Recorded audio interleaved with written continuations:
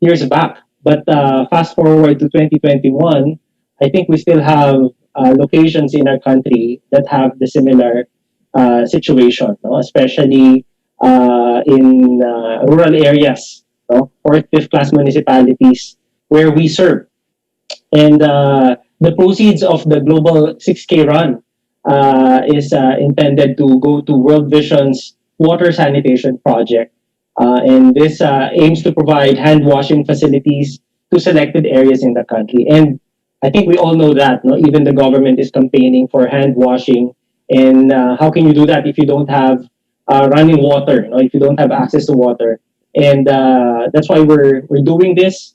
While there's a bigger issue in the world, we want to zoom in the context of the Philippines and ensure that we're able to take care of the families and the children in our own backyard. And I think the details about the run would be discussed later, but with a 600 peso registration fee, with an amount like that that you donate, we can be able to help underprivileged Filipino families to have access to safe and clean water. And I do believe that we have prepared this video teaser for the run, which we will be showing for the very first time today. So let's watch this.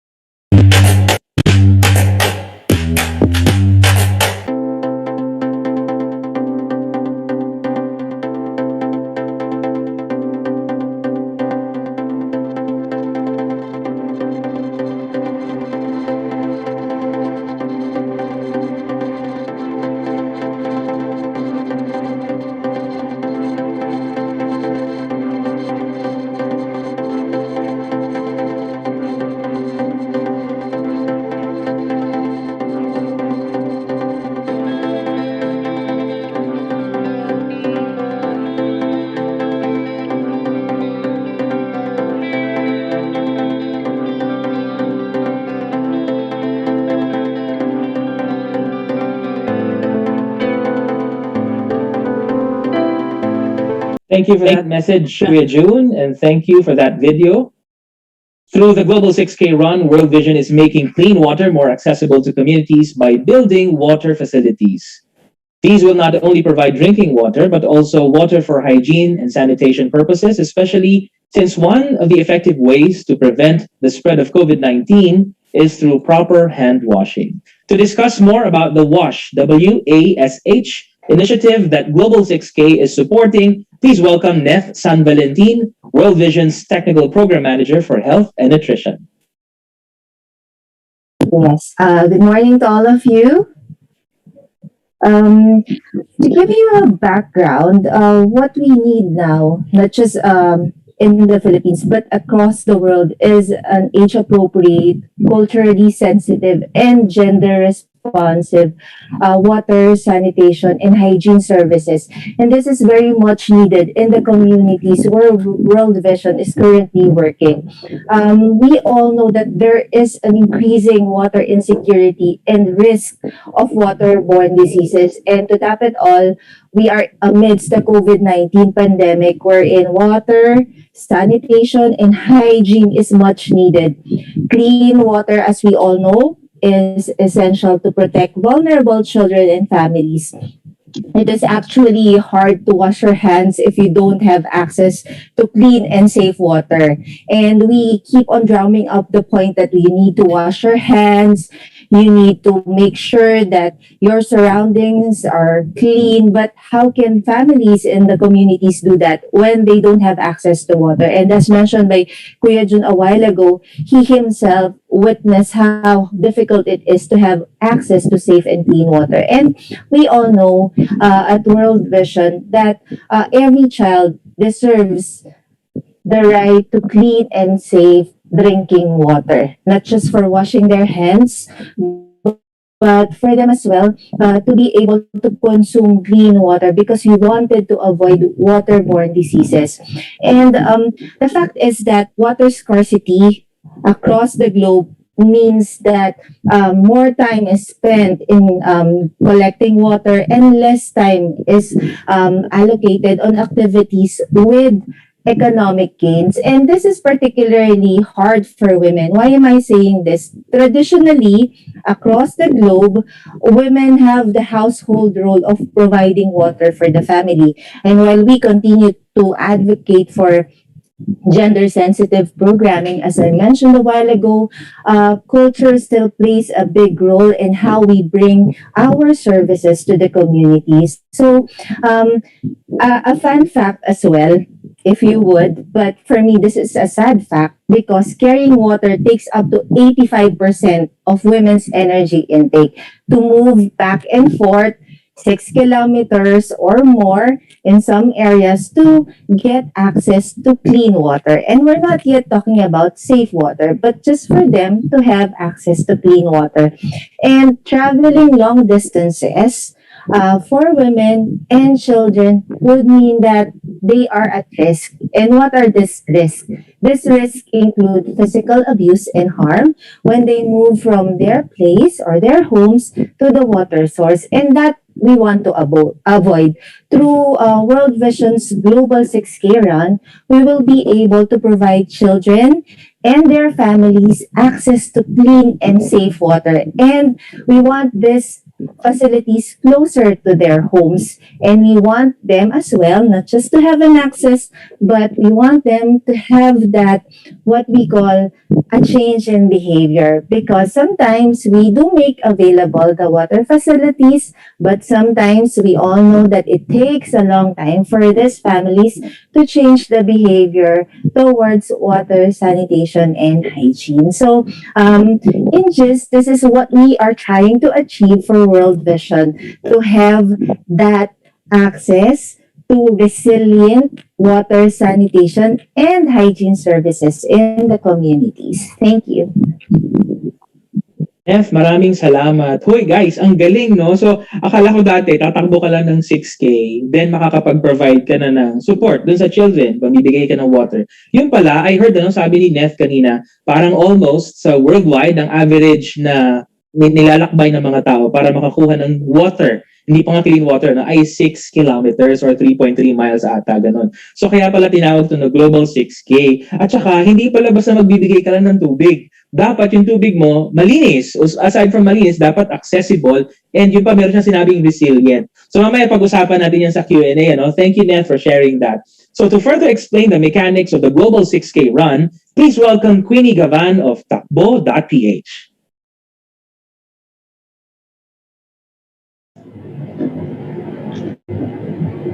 Hello everyone, good morning. So I will be sharing my screen so we can discuss the virtual run.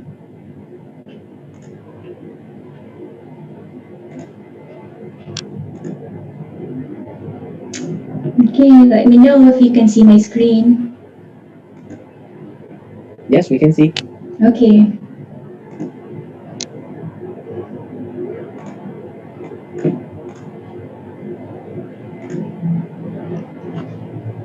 Okay, so for the virtual run, this will be the easy mechanics on how to join our World Vision run. So the first one, we have only 3 easy steps. So we have to create an account, we pay and register, and we track our run and our miles.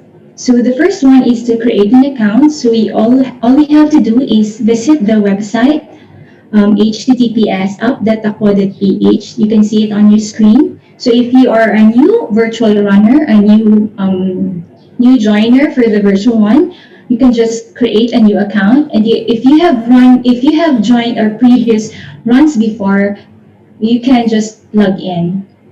So it's not an app, it's a website. It's https app.takbo.ph. The next step is to pay and to register. So our standard registration fee, as we have mentioned a while ago, is just 600 pesos. So the 600 pesos will include the donation to World Vision, and it will give you an electronic certificate once you finish your run. And to there is also an add-on, so you may also opt to get an event shirt for 500 pesos. So the event shirt is this one. It's an orange shirt with a global 6K for waterprint.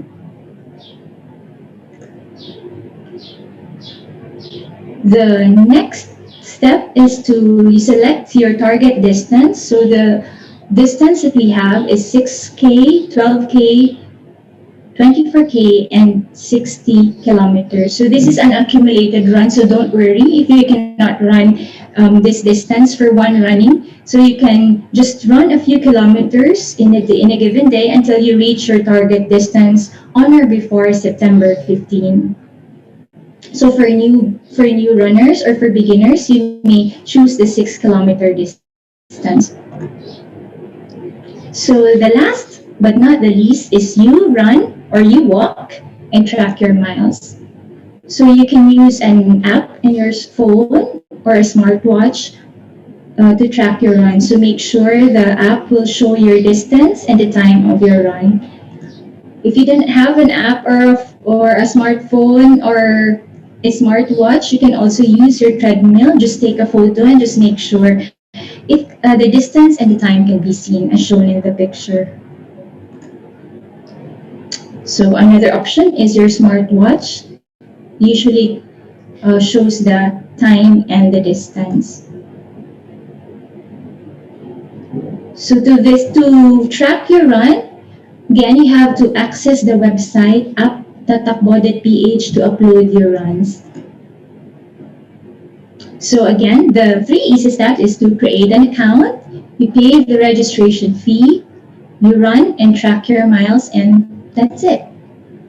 For any questions, you can send us a message at our messenger or FB chat in takbo.ph. So I think that's the end of my presentation. Okay, Queenie, maraming salamat ha. Sige, we'll just download the app tama ba, or we go to the website. We go to the website, and then register. And pay app.takbo.ph. Yes, we create our account or log in if you have previous account already. Yeah.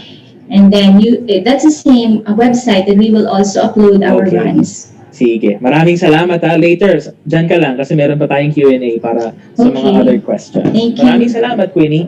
Of course, ito po kami, meron kaming isang espesyal na bisita, no? Dalawa po actually. We're joined today by PBA player and World Vision supporter and advocate, Troy Reich, who recently donated to World Vision and its causes for children. Good morning, Troy. Please share a few words with us, please. Hi. Hi, morning. Thanks so much for having me. I'm excited to be here. Yeah. So maybe you have a message for our friends in the media. Maybe invite them how to join the run. Yeah, of course. I mean, I would just invite everyone here. Obviously, I'll go forward as well on my Instagram and everything, hopefully, as we get closer to the event. But I just want to invite everyone to be a part of this. It's obviously a great cause. Fitness is a big part of my life, being a professional basketball player. And then obviously when I can combine that with a really good cause, I mean, you think about it, clean, safe drinking water is basically like the most basic right, the most basic need we all have just as humans. So any way I can support, and once again, like have a little fun as well, right? During the pandemic, I always, I try to do pretty much daily runs, and it's always like the best part of my day when I can get out there, get a little sweat. But to be a part of this and combine this with a great cause, I hope everyone else here can be a part of it as well, and I'm really looking forward to it. Salamat, Troy. Ingat ka. We'll see you later. Yeah. See ya. Okay, salamat. Of course, World Vision's Global 6K Run is grateful to have the support of our celebrity ambassador, Enzo Pineda. Andiyan na ba si Enzo? Hi, Enzo. Okay. Sige, I think meron lang siyang inaayos na onte para sa kanyang message. Yun. So again, we invite you, our friends in the media. Thank you again for joining us. Of course, to Comco Southeast Asia, our official PR partner ng World Vision sa pagpapakalat ng magandang balita tungkol dito sa Global 6K Virtual Run. So your loved ones, your friends, Your office mates can join safely. So just go to takbo.ph website, register, pay the fee, and then run. Accumulated naman daw yun, no? Just be honest, no? Takbo lang ng takbo, hinto kung mapagod, and then takbo na lang uli later. Just make sure na meron kayong app doon sa inyong phone or di kaya sa inyong watches. Okay. Kanina lang, while I was thinking about what Net was saying, sabi niya, ganoon din pala, no? Kapag nagbigay ka ng patubig, halimbawa sa mga komunidad, dapat siguraduhin mo rin, pati yung gender-sensitive na proyekto, dapat ganun din ang nagagawa natin. So, napakalaki niya, no? Na tagni-tagni talaga, integrated yung ginagawa nating lahat. It's not just water, it's also, good access, good water, and then meron kang gender sensitivity. So, very good. Okay. Sige, mamaya, sasali si Enzo sa ating Q&A. So, we first proceed dito sa ating activity. And speaking of water, no? Kanina lang, I was having breakfast. Parang puro, ham at saka itlog. Then, naisip ko, di ba, healthy ang isda, right? Mga seafoods. Dapat meron din tayong ganyan kinakain bago tumakbo para healthy ang ating katawan. Ano nga yung pinakamatandang isda na nasa history? Yeah, century tuna. Tama. Century. Nagets niyo yung joke? Century tuna. Okay. So, let's proceed to the Q&A. We would like to invite everyone for a mamaya yung photo op natin. So, we're opening the floor now to some of your questions for Kuya June, to Neff, and Queenie. You may also raise your hands or type in your name and publication in the chat room so we can acknowledge you. Or you may also type in the Q&A room. Our guidelines are flashed on screen. Grabe yung century tuna na yun, ha? Oh, ang tanda nun, Kuya June. Yeah. It made my day, ha? Made my day. Matanda ba kay Lapu-Lapu? Oo nga, no? 500 years old na nga pala yun. Okay, sa ating po mga guests, I think we have more than 20 media, bloggers, and partner guests dito sa ating Q&A, sa ating event. And thank you for joining us. Sino ho bang gustong maunang magtanong? David, while we wait for questions, gusto ko lang pasalamatan ng takbo.ph, no? Sila Queenie, sila Gino, for partnering with World Vision ulit, no? Last year's virtual run was a big success, no? And nakatulong, I think, pati sa mental health ng mga tao, no? And personally, I ran 100 kilometers last year, eh. So, this year, gusto ko rin itry yung, I think may 60 tayo, no? 60 kilometers. And of course, hindi in one day. No? But I do hope na yung advocacy natin for clean water, no? Yun yung ma-amplify din dito. No? It's good to be fit, to be healthy, but at the same time, to amplify our advocacy sabi nga ni Net kanina, it's a right for the children to have access to clean water, diba? And so we hope na we're able to convey that message, and as we get more people to support the activity, and pasalamat din ako kay Troy, no? So it's been a while na nakita ko natin si Troy, and last time was when he went to our office to donate, no, from a very controversial na pangyayari yun dati sa basketball, diba? But he was branded as a peacemaker, and diba, from peacemaker ngayon naman he's running with us, no, supporting the Global 6K. So thank you, Kuya June. Ito po, meron tayong question from Rocky Batara of Runner Rocky. We will unmute you, Rocky. Ayan. Yun, okay na.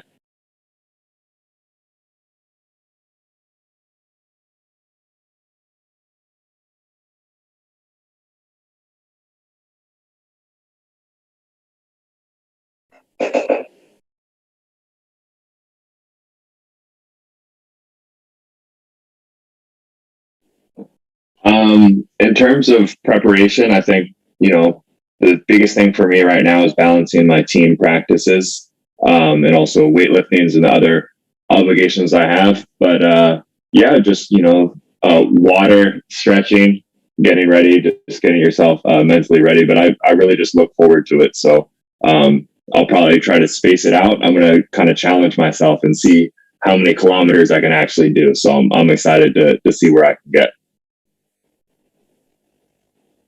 Thanks, Troy. I'm sorry. I'm sorry again. Can you say? Food or diet? Mm-hmm. Yeah. Yeah, in terms of food for me, if I'm going to do a long run, I try not to have too heavy of a meal before. I find that's really tough for me if I ate before. Usually I try to do something light, like maybe like a light smoothie or something to give me that little bit of energy, make sure I take my vitamins in the morning. Usually that's my routine. I wake up, I take my vitamins, I do like a small smoothie to give me a little bit of energy, and then I feel good to get on the road and see what I can do. That's where I find my performance is the best and I get the most out of the run. Thanks, Troy. Rocky, salamat ah. Ito, meron tayong question from Nazamel Tabares. Question for everyone. How important is running for you during the pandemic?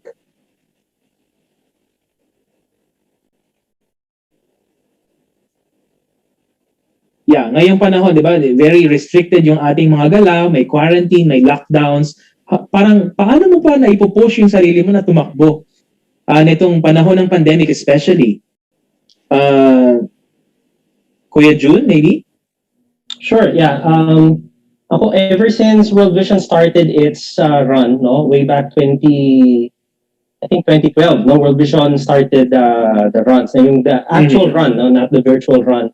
And so I started getting into it, no, trying to run every week, no, and then it became more frequent, no? And now I run every other day, no? Especially when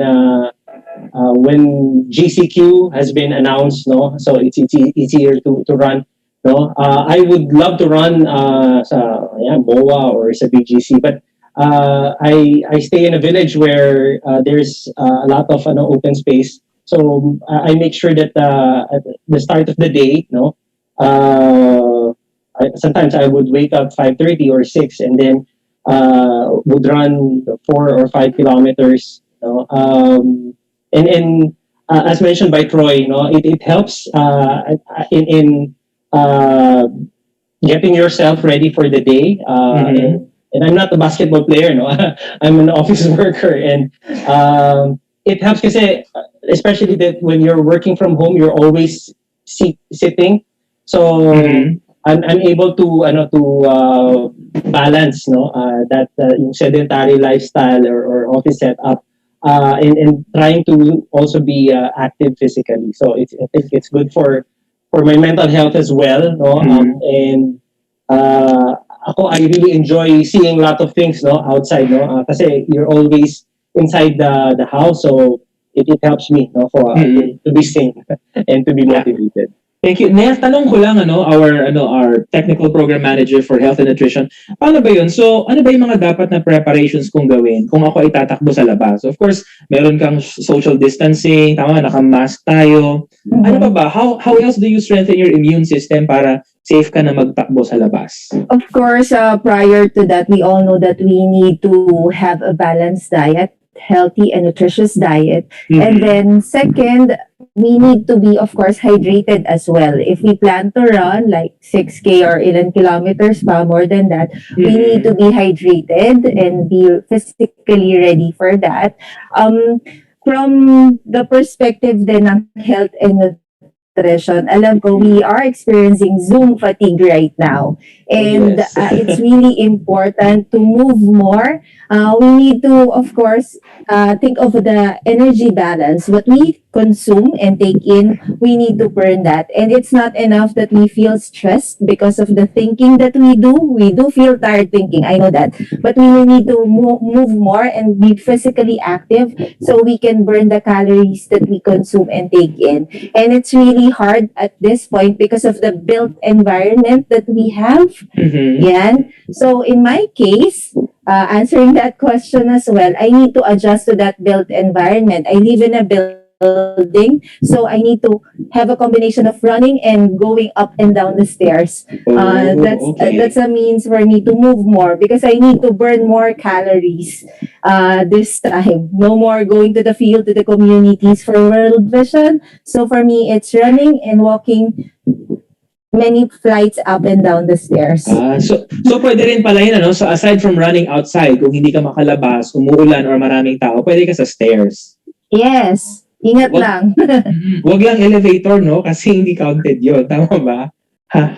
Anyway, so Queenie, ang tanong dito ni Ruel Umali, would there be an age requirement for the run? Pwede ba yung mga bata sumali din? Or yung pinaka mga matatanda sa atin? Paano ba yun?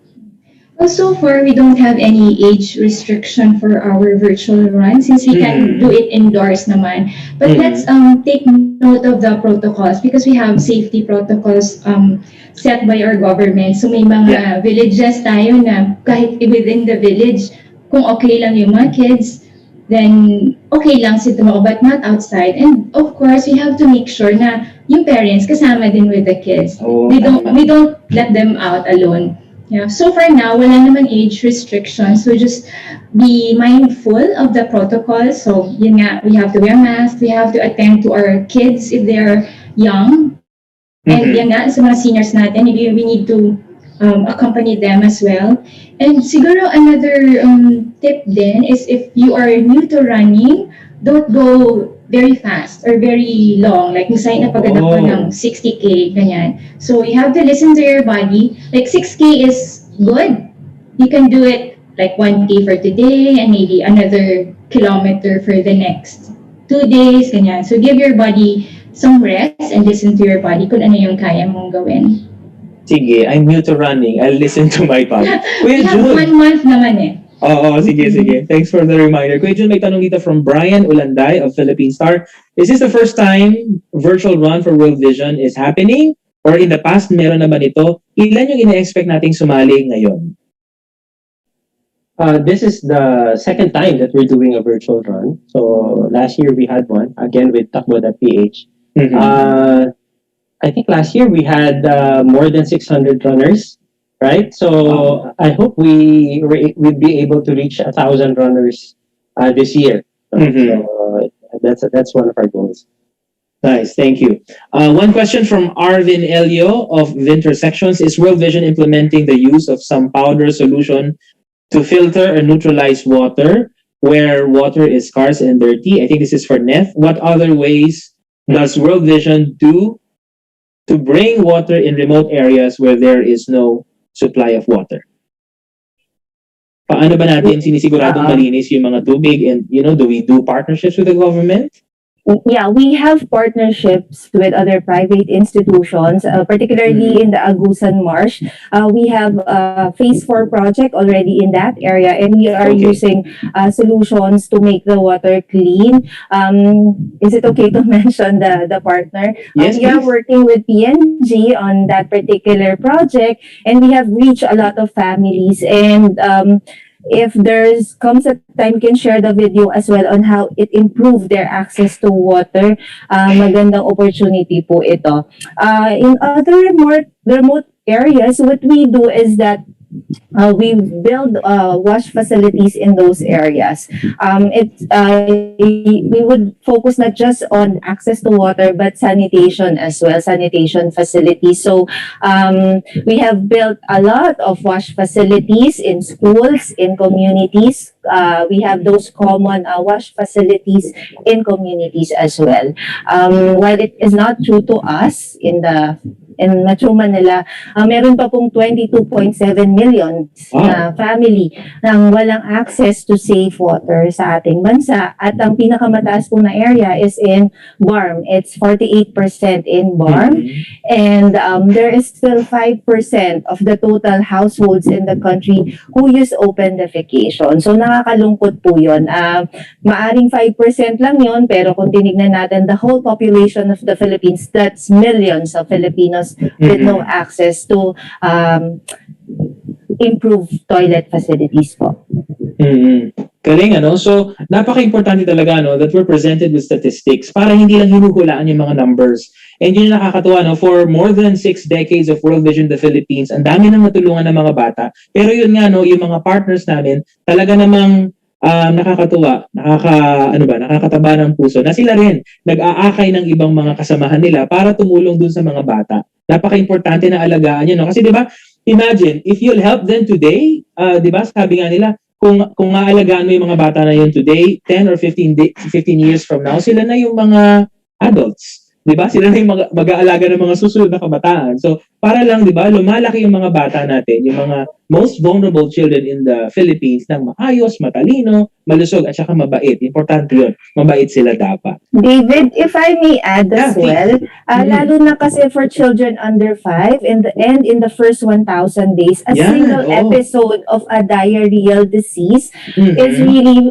we can say, fatal for them. Yan, madaling mag-cause ito ng morbidity at mortality sa mga bata. So it's very important. They easily get dehydrated kapag nagkaroon ng episode ng diarrhea. So yun yung gusto din natin.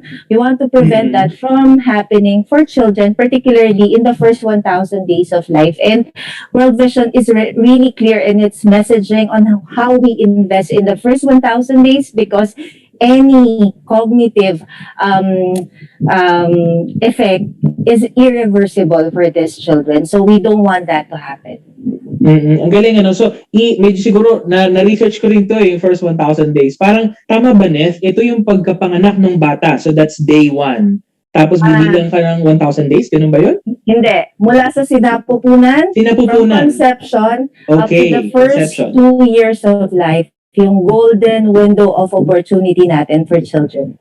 Okay. Kapag hindi nabantayan yon yung first 1,000 days, ano ba mga posibleng mangyari sa bata? The effect is more on the cognitive side, because we know that by the time that a child is born, 80% ng brain development ay nangyari na. It already happened, and whatever happened in between that time is already irreversible. Of course, we believe in brain plasticity, but for World Vision, we always want children to be having that very good start in life, because we know no matter what we give to them, particularly if they are disadvantaged, it's really hard for them to catch up. So we want to prevent that from happening. Okay. Sige po. Eto, meron tanong dito from Robert Requentina of Manila Bulletin. Good morning. I don't know if these questions have been asked. What are the target areas for the Clean Water Program, and how were you able to identify these places? Any target amount for this program? Si Neth siguro and Kuya Jun can answer that. Saan ba tayo mag-i-implement ng mga water initiatives natin, water, hygiene, sanitation, and magkano po ang ating target? Kuya Jun, pwede mo siguro. Yeah, Neth, please. Yeah, we have 28 area programs for World Vision, and these areas in the Philippines are across the country, Luzon, Visayas, Mindanao. These are areas which we would consider geographically isolated and disadvantaged areas. And while in these 28 areas, we already health and nutrition programs implemented. Hindi din kasi lahat nako-cover namin. So we want to reach those areas which would require support from us, such as in Camarines Norte, Pangasinan, yan, ang dami. And in Visayas, we have some Cebu, we have in Mindanao, Cagayan de Oro, Zamboanga del Norte, and in Zamboanga del Norte, there are really areas in need of clean water.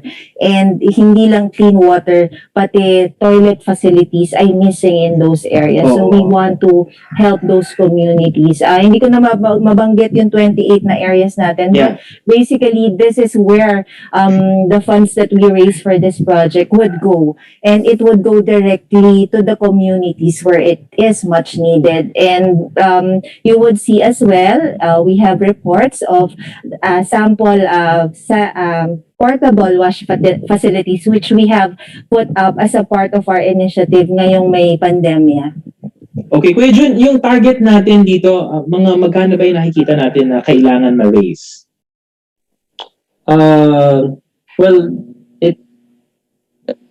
We're targeting 1,000 runners, no, to join us. Enzo's already with us. Hi, Enzo. Yeah. So we it would vary, no? Kasi like Net mentioned 28 locations, and we're trying to uh, approach them by batch depending on the availability of resources. Mm-hmm. Like a facility, a hand washing facility, normally would cost 100 to 150K. For example, if we're setting up a toilet and hand washing facility for a particular community, and then I think at times it would cost about 200,000 up if we're setting up water towers in various locations. Mm-hmm. So hindi siya like one costing, and we also have parang standing agreement with local government units that they would have their like sweat equity, they would have their counterpart in setting up the concrete slab, ensuring that there's a source of water nearby, and then we bring in the materials, which we're able to do through partnerships with our individual supporters and corporate partners. So um, let me get back to you, no, magkano, like kunyari in monetary terms ilan. Pero ang laki kasi the last time Net and I were discussing for the next 3 years, we were looking at like 20 million net, no, to support I think 9 to 12 provinces, no, additional. So medyo ganun kalaki, and of course the Global 6K is just one of the many advocacies and fundraising events that we have, no. So we're trying to pull all the resources available to reach that particular goal. Thank you, Neff. Thank you, Kuya Jun, for that clarification. Okay, ito po, papakilala ko sa inyo si Enzo Pineda, isa sa mga masusugid na ambassadors ng World Vision. At ngayon po, sinusuportahan niya tayo para sa ating Global 6K Run. Good morning, Enzo. Hi! Hi everyone, good morning. First of all, apologies. Actually, hindi dapat ako makakapunta, but it just so happened that yung taping ko here in ang probinsyano na pack up ng maaga. So thank God I was able to attend today. And first of all, I just like to thank everybody for coming here. And it means a lot to me, especially I enjoy every single World Vision events, especially mga runs. And especially right now, this pandemic, of course, marami po tayong mga pangangailangan, and especially water is essential. Of course, it's basic for life. And ang laking tulong na maibibigay natin sa mga bata and mga communities if we give them clean drinking water and clean water for washing their hands, washing their bodies, dahil napaka-importante po ng hygiene right now. And I hope that you can help us support this cause, dahil our kids, everybody needs all the motivation that they can get right now, especially this pandemic. And it's really nice to give kids hope na, of course, iniisip nila baka sa pandemic, baka mommy, daddy, hindi na namin ma-achieve yung mga dreams namin dahil may pandemic, hindi kami makapag-aral, ganyan. So this is like one step na giving them a better life, hope, and that their dreams are not impossible but possible, and it is because of us. So parang ang sarap ng feeling po nun. And I'm just really happy to be here. Thank you. I'm thinking of joining 12 or 24K. Actually, wala akong mapapagtakbuhan dito sa taping, but we do have a basketball court that I can use. So I can dog in the minutes. Kasi to be honest, medyo interesting yung taping namin because I'm taping here in Batangas for 2 months. So I'll be out around July 23 pa. And to be honest, overlooking namin yung Taal volcano right now. Ingat ha. I think naglalabas siya ng smog ngayon. That volcanic smog. Yeah. This. So siguro kaya kami na-pack up ng maaga today is because of what's happening. Safety, syempre yung air, hindi rin ganun. So, ayun. Enzo, So, how do you see yourself preparing for the Global 6K run? So, kung nandyan ka sa area, ano ba? Meron ka rin bang specific diet na sinusunod? Or do you lift weights? Paano ba? I live an active lifestyle naman dito sa sleeping. I bring my weights.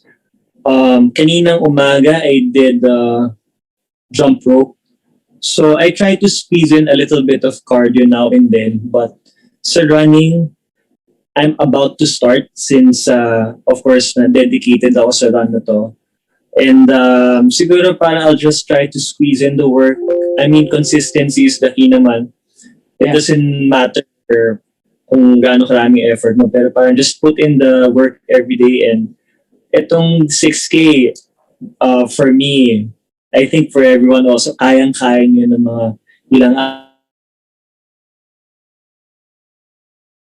So yun, oo nga, I agree. Dapat kayang-kaya natin itong 6K. So, while waiting for Enzo, may tanong dito from Ed Uy, will World Vision release commemorative shirts or items for this run? Kuya Jun, meron ba tayong ganun? mo ng everyday. So, parang ganun.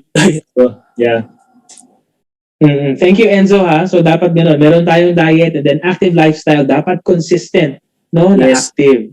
And I also count what the amount of food that I eat. Kumaga, right now I have a limit of 2,400 calories. Wow, how do you count that?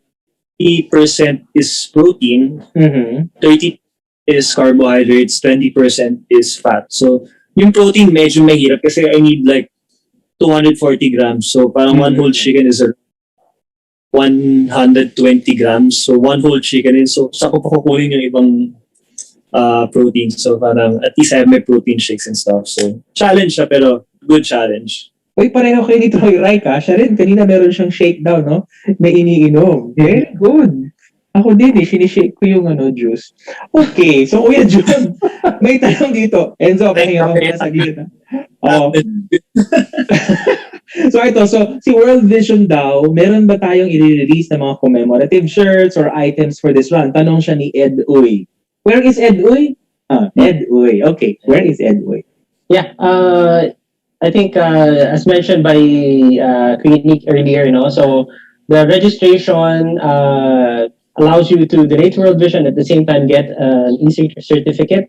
If you want to have an event shirt, so you may do so by adding, parang doon sa cart mo or by how much is it again, Queenie? 500 pesos. Yes. 500 pesos. Okay, so it's that's an add-on doon sa registration. Ito, meron tanong from Rain De Ocampo. Compared to actual or on-ground run events, how are virtual runs different in terms of gathering participants, supports, funds, etc.? Maybe Queenie can help us answer this. And if it's a better alternative, would you decide to continue these activities even after everything goes back to normal? Queenie, ano bang lagay ng ating mga virtual runs versus yung physical run? Is it easier to organize, to track? Paano ba? So, well, for the organizer side, it will be easier kasi you don't have to, book for the venue. Kasi diba, if we have the actual running events, we should gather in one venue. Let's say, for example, in MOA. So you have to book the MOA for that one. So you have to consider kung ano yung availability niya. And aside from the gathering yung venue mismo, you have to book for the roads also. Diba? You have to close the roads. So it's a bit challenging for actual events compared to virtual run. Where in virtual run, we don't have to, yun nga lang, we can't gather, but we don't have to close the roads also. We have our own, we can run on our own place, anytime, anywhere. There. So for the question naman na babalik ba tayo sa event, hopefully, we can, masaya pa din naman mag-gather in an actual run But for now that we cannot, so I think, especially for fundraising events, I think sustainable yung virtual run because instead of the, let's say, World Vision paying for the event venue, for the roads to be closed, for all the other permits, all the other expenses, in virtual run, wala, we just upload the runs online. So Yun. Okay. Troy, I'd like to ask you, so would you prefer a virtual run or not even a run, maybe a virtual event or a physical event or maybe a combination of both when everything's okay? Yeah, I think there's pros and cons to both, to be honest. I think there's always Mhm. something to be said. Like the great thing I love about World Vision is the community, right? Everyone being together, getting to interact. I'll be honest, that's something I'm going to miss. I wish I could be a part of that. But also at the same time, kind of like Enzo talked about, he's in Batangas right now. So maybe he wouldn't be able to participate, or me. I think I'm actually going to be playing in Batangas as well. So maybe I'll see you down there. It'd be tough for us to be at a physical event, but like people kind of mentioned earlier, you can do, and for new runners as well, right? 1K a day, and you just build up to that 6K. So obviously, I'll miss that community, but I think the fact that everyone gets to be a part of it, I love, I have family back home in the States. Hopefully, I can somehow get them involved as well. I think that's the great thing about it being virtual is like there's no limits. Everyone can be a Mhm. part of it, and it's really easy to do. Thanks, Troy. Uy, alam niyo ba, friends, si Enzo, hindi lang to basta, promoting this. Meron siyang mga experience talaga sa pag-organize ng mga iba't ibang klaseng events. Hindi lang sports events, even mga fundraising activities, and yung nagmo-mobilize sila ng mga tao, right? Isa to sa mga leaders ng mga, different organizations in the community, hands-on. Kaya, believe ako dyan eh. So, Enzo, how do you plan to, invite your friends or others, your fans, maybe to join this virtual event? Paano mo sila maengganyo na, o tara, takbo naman tayo virtually. Well, that's an interesting question. But siguro I'll just try my best to encourage my family, friends, loved ones. Siguro I'll try to start small, lead by example, and try to post on social media and Mhm. other social media accounts on the run and how will this benefit them and how it feels good to help other people, help kids, especially this pandemic. Of course, most of the time we get to think about ourselves, and it's really a problem right now. So parang everybody, a lot of people need a lot of help right now. And it feels good to help actually. I mean, siguro yun lang ang sasabihin ko and to tell them na it feels good to help, especially this time na marami tayong mga problema, di ba? Nakakataba ang tumulong. And yeah, that's about it lang naman. Oo. Uy, salamat Enzo. Thank you Troy, Neth, Kuya June, and Queenie. Maraming salamat. Ito po, invite ko naman kayo. Please turn your cameras on. Mag-photo op naman tayo. Thank you to Comco Southeast Asia, World Vision's partner PR agency for helping us today. Ayan po, paki-hold yung ating mga smiles. Our team from Comco will help us in the photo op.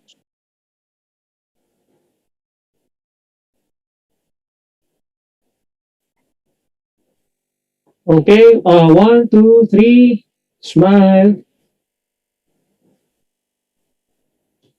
Okay, next slide. 1, 2, 3, smile. Okay, thank you. Okay, salamat sa Comco, salamat sa inyo. And yun lang, again, siguro ako ang dami kong napulot. I'm sure kayo din, So dapat maging healthy na ang pagdulong pala sa mga kabataan ay isa sa magandang paraan ay pagpa-provide ng kanila water, safe and clean water sa kanila, even yung mga sanitation. And again, dapat healthy, meron tayong maayos na diet. Ano nga daw yung kulay, yung gulay na kulay puti? Putito. Oh yeah, very good.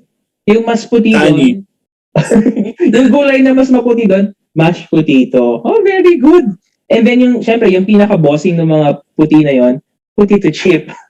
Okay. Thank you for laughing. Okay. Thank you to our friends from the media for those insightful questions. To our panel to formally close the event, let's watch this message from World Vision's National Director, Mr. Romel Fuerte.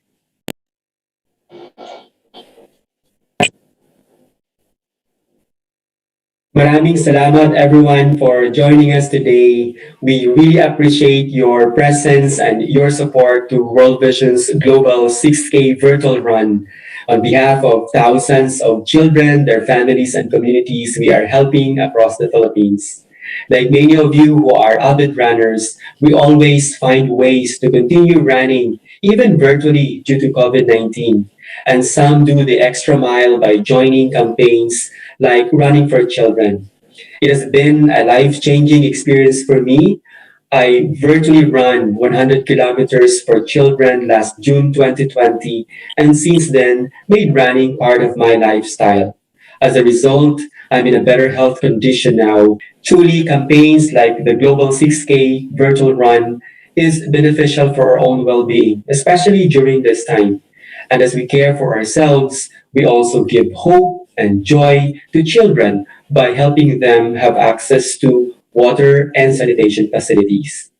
For all the first time and long time virtual runners joining us, we really pray that you will experience not just the health benefits of virtual running, but also the joy of helping children and helping them experience life in all its fullness. Maraming salamat to all our friends in media, our World Vision ambassadors, and all our partners for sharing the good news of this campaign and for joining us. We really appreciate it. Mabuhay tayong lahat, and may God bless us all. Ayun. Once again, thank you, especially to our partners and friends in the media for being with us in this wonderful occasion on World Vision's Global 6K Run. We do hope you and your friends and your loved ones can join us. Please spread the word on social media by using our official hashtags, hashtag World Vision Global 6K Run and hashtag One for Children. Have a safe, fit, and healthy week. God bless you. God bless everyone. Thank you for having me. Thank you. Salamat. Thanks, everyone. Thanks, Enzo, Troy. Thank you. Thank you, everybody. Take care. Thank you. Thank you, guys.